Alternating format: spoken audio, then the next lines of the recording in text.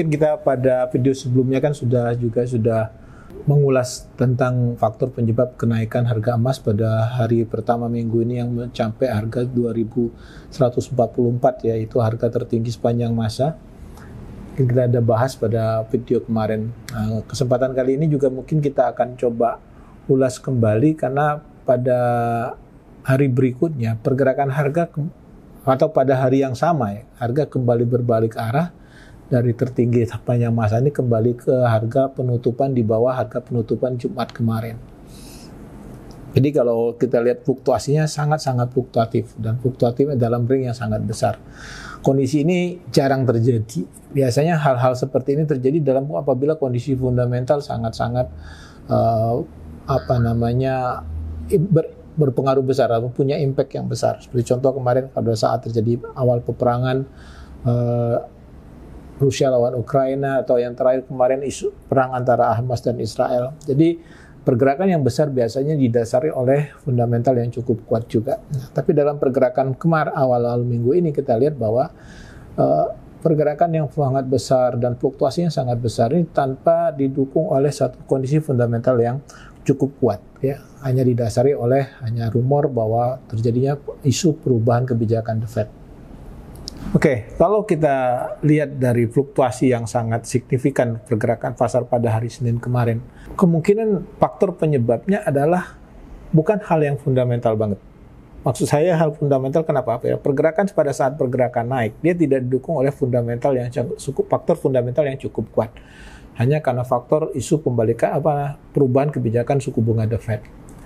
Dan pada saat akhir sesi, mereka mengalami penurunan yang cukup signifikan juga. Jadi itu juga mendukung kondisi bahwa pergerakan tersebut tidak didukung oleh faktor fundamental yang kuat.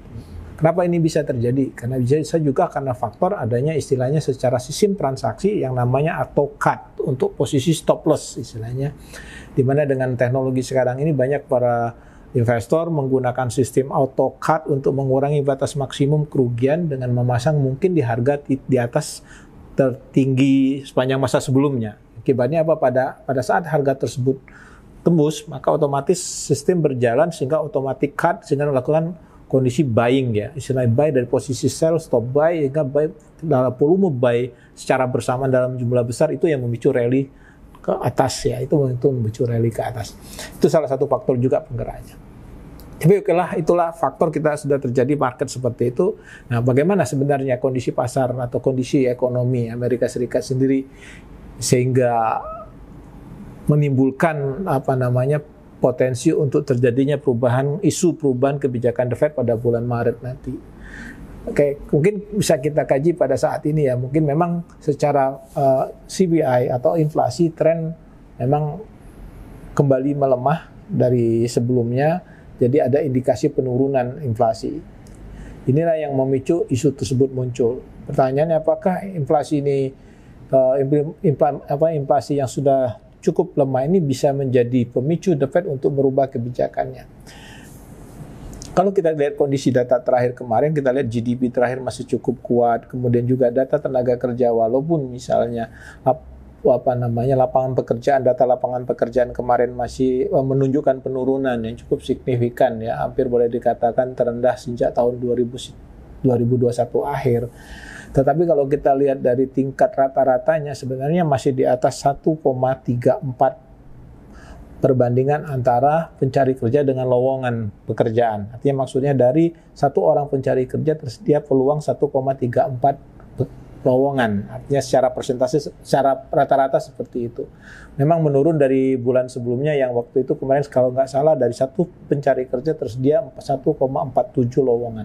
Jadi masih di atas 1, artinya masih potensi istilahnya untuk mendapat pekerjaan itu bukan hal yang sulit. Artinya ketersediaan lapangan kerja masih cukup kuat. Artinya di sini masih banyak terjadinya secara ekonomi istilahnya masih cukup kuat. Kemudian juga dari data ekonomi lainnya, contoh misalnya kemarin data ISM, PMI atau ISM dari services itu kita lihat masih mengalami peningkatan ekspansi di 52,7%. Artinya dari sektor jasa Amerika Serikat masih terjadi ekspansi, belum terjadi kontraksi. Ini juga masih ada mengalami pertumbuhan ekonomi.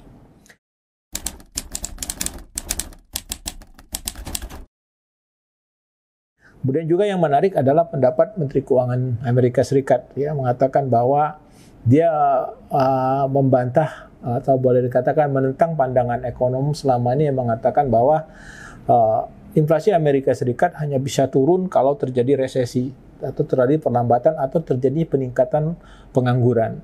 Nah, dia berasumsi bahwa kondisi saat ini inflasi turun tetapi tidak meningkatkan kenyataan tidak menaikkan tingkat pengangguran. Artinya bahwa inflasi bisa dapat dicapai, penurunan inflasi masih bisa dapat dicapai tanpa harus mengobarkan ekonomi. Intinya seperti itu.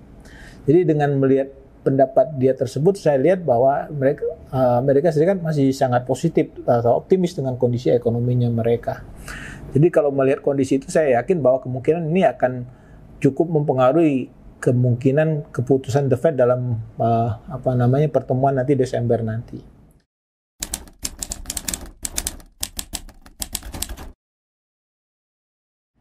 Ya, untuk gambaran keputusan atau kebijakan The Fed pada Desember ini mungkin dari sisi data Fed Watch Tool pun masih lihat bahwa 99% mengatakan bahwa The Fed akan tetap menjaga kebijakannya pada suku bunga saat ini. Jadi belum ada perubahan kebijakan. Tapi yang perlu kita tunggu nanti adalah bagaimana pandangan The Fed tentang kedepannya. Ya, kita lihat kedepannya, walaupun saya lihat juga para di data Fed Watch Tool itu tetap masih optimis bahwa The Fed kemungkinan pada pertemuan Maret mungkin akan mulai merubah kebijakannya. Itu masih pendapat dari Fed Watch Tool itu sendiri. Nah, itu nanti bisa kita lihat nanti bagaimana dalam konferensinya, bagaimana ketua The Fed nanti dalam mengungkapkan pandangan mereka. Kalau mereka masih menganggap bahwa belum menempatkan rencana perubahan kebijakan di atas meja, maksudnya artinya belum ada rencana untuk kapan penurunan, kemungkinan dolar akan kembali menguat. Artinya isu yang bahwa pada bulan Maret itu akan terpatahkan. Kalau dia sampai ngomong belum ada rencana untuk melakukan perubahan kebijakan, maka isu yang kemarin menyebabkan naiknya harga emas atau menaiknya harga emas akan terpatahkan. Itu bisa membuat pergerakan harga emas akan kembali berlawanan, ya, akan kembali mengalami koreksi. Itu bisa terjadi. Tapi kalau memang dia nanti mengatakan bahwa dengan kondisi saat ini ada kemungkinan untuk berubah kebijakan, kemungkinan emas akan kembali rebound, ya. Walaupun saya belum merasa bahwa dia akan kembali lagi ke mendekati harga tertinggi kemarin, ya. Mungkin masih belum sampai pada level itu. Nah, itu yang kemungkinannya. Walaupun saat ini saya merasa yakin bahwa kemungkinan The Fed masih akan tetap bicara hawkish, belum ada kemungkinan untuk secara signifikan bicara akan segera merubah kebijakannya. Karena memang saya bilang tadi ditunjang ada kondisi ekonomi yang memang masih belum potensi untuk terjadinya inflasi itu masih ada, ya, sehingga mungkin The Fed belum akan buru-buru merubah kebijakan itu. Itu satu, itu yang menurut saya, ya, gambaran saya pertemuan The Fed nanti.